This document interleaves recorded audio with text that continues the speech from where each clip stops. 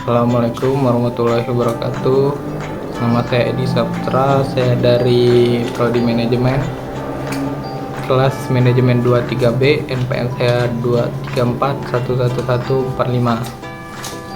Saya akan memaparkan materi dari mata kuliah pengantar manajemen, yaitu yang series.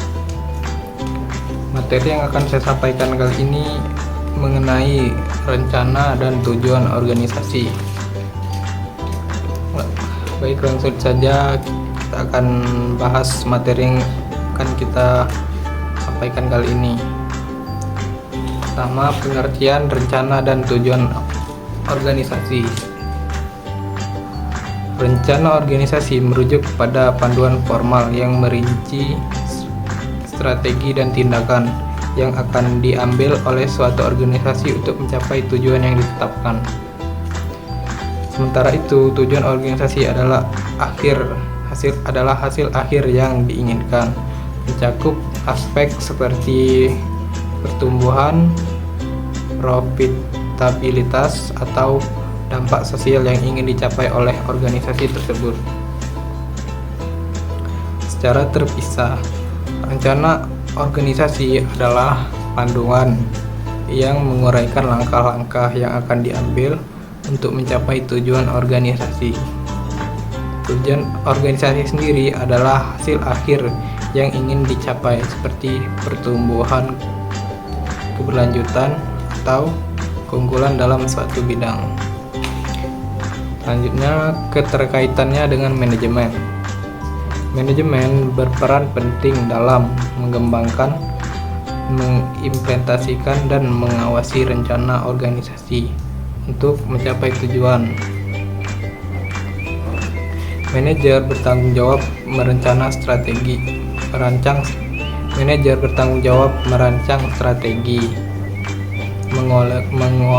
mengalokasikan sumber daya, dan memastikan bahwa langkah-langkah yang diambil sesuai dengan rencana. Dengan manajemen yang efektif, organisasi dapat mengoptimalkan pelaksanaan rencana mereka untuk mencapai tujuan yang ditetapkan. Tantangan rencana organisasi. Beberapa tantangan umum dalam perencanaan organisasi melibatkan: 1. Ketidakpastian lingkungan. Perubahan tak terduga dalam pasar atau lingkungan bisnis dapat membuat rencana menjadi usang atau tidak relevan. 2. Kurangnya partisipasi karyawan. Jika karyawan tidak terlibat dalam proses perencanaan, implementasi rencana tersebut mungkin menghadapi resistensi atau kurangnya komitmen. 3. Keterbatasan sumber daya. Terkadang organisasi dapat mengalami kendala sumber daya seperti anggaran yang terbatas atau kurangnya keahlian yang diperlukan. 4. Data terakhir, perubahan kepemimpinan. Pergantian kepemimpinan dapat mempengaruhi konsistensi dan fokus organisasi terhadap tujuan yang ditetapkan. Keuntungan tujuan dan rencana organisasi. Menerapkan tujuan rencana organisasi memiliki sejumlah keuntungan, antara lain: 1. Panduan aksi, menyediakan arah yang jelas untuk tindakan organisasi, membantu mencegah kebingungan dan penyebaran sumber daya yang tidak efisien. 2. Peningkatan kinerja, menetapkan tujuan, membantu meningkatkan fokus dan kinerja secara keseluruhan karena setiap kegiatan terkait dengan pencapaian tujuan. 3. Motivasi karyawan, menyediakan landasan untuk menyampaikan visi dan misi organisasi, memberikan motivasi kepada karyawan untuk berkontribusi maksimal.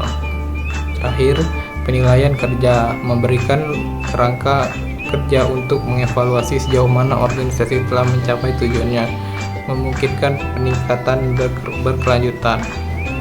Kesimpulan dari materi yang kita pahami, yang kita paparkan kali ini ialah tujuan dan rencana organisasi memberikan arah, motivasi karyawan, dan dasar untuk mengambil keputusan. Tantangan melibatkan ketidakpastian, kurangnya partisipasi, keterbatasan sumber daya, dan perubahan kepemimpinan. Fleksibilitas dan keterlibatan penuh organisasi membantu mengatasi hambatan tersebut. Keseluruhan tujuan dan rencana berperan krusial dalam mencapai kesuksesan jangka panjang. Itu saja pemaparan materi yang dapat saya sampaikan. Saya akhiri, wassalamualaikum warahmatullahi wabarakatuh.